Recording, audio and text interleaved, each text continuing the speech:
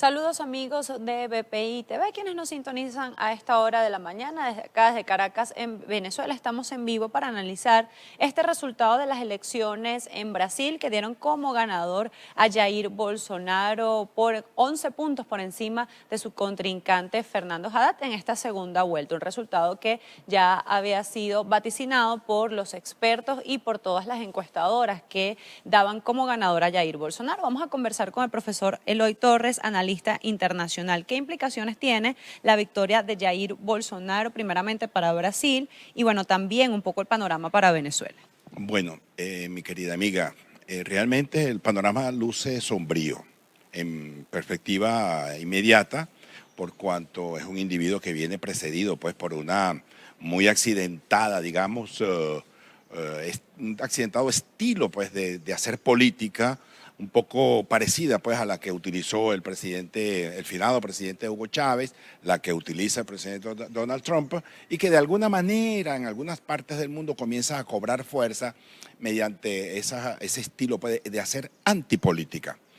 El lenguaje utilizado por Bolsonaro siempre fue un lenguaje muy pugnaz, fue incluso muy estridente, podríamos decir, eso de que incluso a Cardoso había que matarlo, que la violencia con la cual él se manifestó en algunas ocasiones generó algo que en el pueblo brasileño gustó mucho y que gustó incluso en algunos países, como el caso venezolano, que es la de buscar un reivindicador, una especie como de vengador, que le satisfaciera pues esas ansias de revancha, de resentismo, de resentimiento pues que se ha albergado en algunas sociedades globalmente hablando, no solamente la venezolana, en Brasil, en otras partes igualmente pasa lo mismo, en los Estados Unidos. Ahora, ¿qué es lo que pasa? A Brasil le ha pasado un poco lo que señalaba, decíamos anteriormente en la entrevista, lo que señaló el escritor Jorge Amado en su famosa novela Doña Flor y sus dos maridos, en el sentido que, bueno, esta era una mujer que había quedado viuda con su marido, quien le había generado grandes satisfacciones sexualmente hablando en su vida amorosa, pero una vez que el tipo muerto, ella quedó sola y tuvo que posteriormente casarse con un hombre no tan apasionado como su marido, pero que le brindaba estabilidad y seguridad desde el punto de vista financiero. Y bueno, el caso es que esta señora todas las noches se le aparecía el fantasma de su primer marido, con quien convivía y pasaba unas noches, digamos, torrencialmente, sexualmente, perdón, muy, digamos, atípicas porque eran soñadas, ¿no? Lo que quiero significar yo ahí es que las sociedades latinoamericanas están observando una realidad en la que viven entre un sueño y su propia realidad. En el caso latinoamericano, víctima de ese fenómeno de la política que se llama el populismo, hoy en día Brasil es víctima del populismo, pero un populismo de derecha.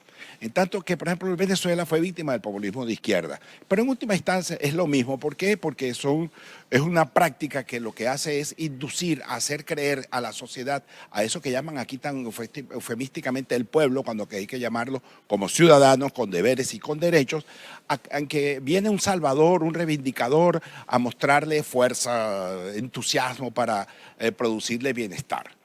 El caso de Bolsonaro trae otras implicaciones, que son implicaciones internacionales incluso. ¿Por qué? Porque viene a enmarcarse pues, en esa onda pendular que se está produciendo en América Latina. Inicialmente vimos un proceso muy creciente de la izquierda, Brasil mismo, Argentina con los Kirchner, Bolivia, Venezuela fundamentalmente con Chávez y luego con Maduro, Cuba, Nicaragua, en fin de cuentas, el propio Ecuador con Correa, con sus matices, se movieron siempre en esa onda izquierdista. El problema está en que la realidad de los commodities, pues la realidad de las materias primas, que era el proceso de apalancamiento de estos gobiernos populistas de izquierda, se les agotó el dinero que le producían las materias primas, estas que vendían bastante bien. Entonces, ¿qué pasa? Que le ocurre lo que le pasa a todo gobierno populista, como señalara alguien por allí. Son gobiernos que consumen y no les importa quién es el que va a pagar la cuenta.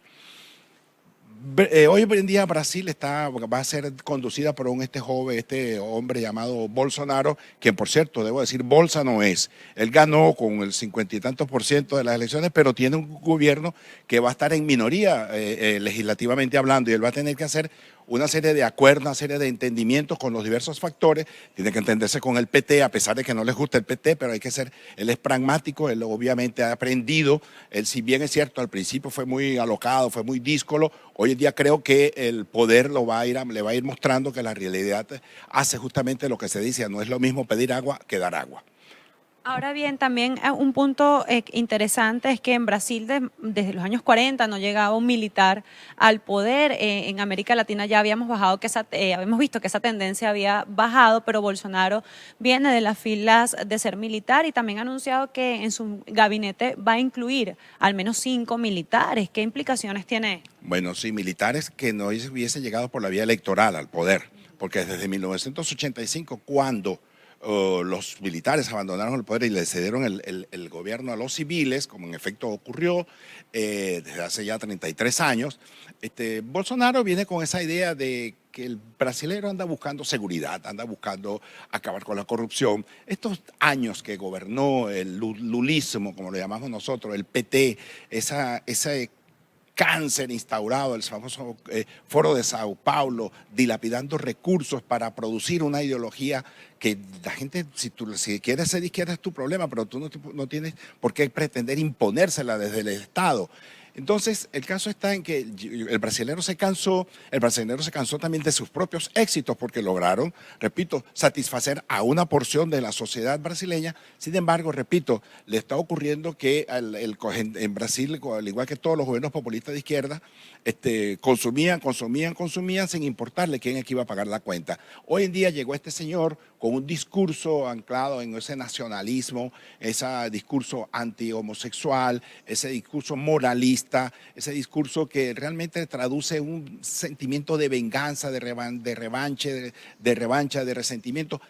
Ello es posiblemente muy peligroso. En el caso de Bolsonaro, él tiene una gran responsabilidad por cuanto, repito, no tiene la mayoría en los poderes legislativos y la sociedad brasileña felizmente ha logrado crear una institucionalidad de tal manera que él no le va a ser fácil cumplir toda esa serie de promesas que él dice que él hizo durante la campaña electoral. Bolsonaro, repito, él no es bolsa, creo que es un hombre inteligente, ha sabido entender, es un hombre de pocas palabras, él se ha sabido manejar siempre con el público, pero de cara a cara con los periodistas, con quienes por cierto es muy agresivo, trata de despreciar a los periodistas, sin embargo la realidad le va a enseñar, le va a mostrar que tiene que asentarse, tiene que ponderarse, porque de lo contrario puede salir perdiendo, le puede salir peor que lo que le ha salido a otros. Y con respecto al caso venezolano, vemos que pues internacionalmente Venezuela tiene ciertas dificultades, sus vecinos ya no están siendo sus aliados, Colombia por un lado, el triunfo de Brasil por el otro, Guyana por otra parte. ¿Cuál es el panorama o qué pinta para Venezuela en estos próximos años?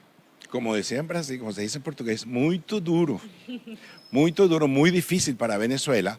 El gobierno está aislado, el gobierno del presidente Maduro está aislado en el hemisferio globalmente hablando y ahora con este triunfo del líder brasileño Bolsonaro junto con el presidente Duque en Colombia, junto con Macri en Argentina, los cambios que han ocurrido en Ecuador, los cambios en Chile, en Perú, todo eso vislumbra, Guyana misma, con la cual nosotros tenemos el disenso producto de la cuestión del Esequibo, pero todo eso conforma un cuadro de aislamiento. Claro, ustedes podrán invocar el ejemplo del caso de México, de López Obrador. Ciertamente el presidente que se posesiona dentro de poco es quizás, vamos a decir, la tabla de salvación, pero es una tabla de salvación única frente al resto, frente al contexto de América Latina. Eso por un lado. Por otro lado, el propio México, que tiene un gran interés, cada estado mantiene sus intereses a nivel internacional. Y el principal interés de México son los Estados Unidos, no América Latina. ¿Por qué? Porque es el país con los cuales mantienen esa situación geográfica, esa frontera tan extensa, y para lo cual necesitan resolver y ponderar su propia realidad con los Estados Unidos, razón por la cual es muy difícil que el presidente López Obrador haga un acto de pretender cambiar la política de América Latina frente a Venezuela, tal como muchos piensan en el gobierno venezolano, que López Obrador puede ser la salvación para el gobierno venezolano. Es imposible. Y si tiene o si se aprecia esta pretensión, invitar a Maduro a la toma de posesión para este 1 de enero, ¿sería un acto de rebeldía con América Latina e incluso con el mismo Estados Unidos? No, yo creo que hay que verlo como un acto protocolar, eso es algo normal. Yo creo que nosotros hemos invitado aquí a Fidel Castro, siendo el presidente Pérez, cuando ganó su segunda ocasión. Yo creo que eso es un acto protocolar. Se han invitado a todos los presidentes que quieran asistir a los ¿cómo se llama? A los tomas de posición. Hay que verlo eso como un acto normal, protocolar, diplomático, eso no hay que quererle buscar la quinta pata al gato. Lo que sí llama la atención es que la posible política exterior que vaya a aplicar México sea distinta a la que hasta este momento estuvo aplicando el presidente Peña Nieto. Creemos que no lo va a hacer, repito, porque los intereses de México son los mismos, los igual que los de Estados Unidos, igual que los de Venezuela, salvo que tenemos 20 años que hemos cambiado nuestro interés nacional. Pero el resto de los países del mundo funcionan, su política exterior funciona de acuerdo al interés nacional. Y en este caso, México no va a cambiar. ¿Por qué? Porque el principal interés de México son los Estados Unidos. Y con respecto a Brasil, bueno, Bolsonaro indicaba con respecto a Venezuela, no plantea de inmediato hacer comercio, transacciones, nada. Y con el tema de los migrantes, bueno, lo que hablaba era de abrir más refugios para recibirlos. ¿Desde Brasil se pudiera impulsar alguna iniciativa, especie de Grupo de Lima, para seguir contraatacando en el caso venezolano? Bueno, no, yo creo que se va a profundizar la brecha del disenso entre Brasil y Venezuela.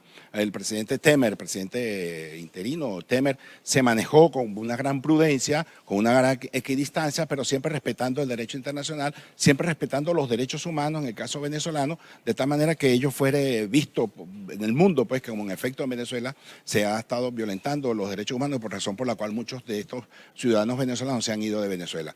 Pero lo que más simpático de todo esto está en que Brasil no creo que vaya a ir más allá, a menos que decida romper las relaciones, lo que significaría un golpe muy duro para el gobierno venezolano, sobre todo porque se estaría encuadrando en la tónica y en la misma política de los Estados Unidos del presidente Donald Trump de aislar definitivamente al gobierno venezolano, razón por la cual este gobierno, el gobierno del presidente Maduro, si es un hombre inteligente y si sus asesores son inteligentes, deberían indicarle que vaya a México y que trate de, estando en México, buscar un entendimiento con los diversos factores, entre ellos los norteamericanos, para buscar una salida negociada a la crisis que vive Venezuela. Es una gran oportunidad.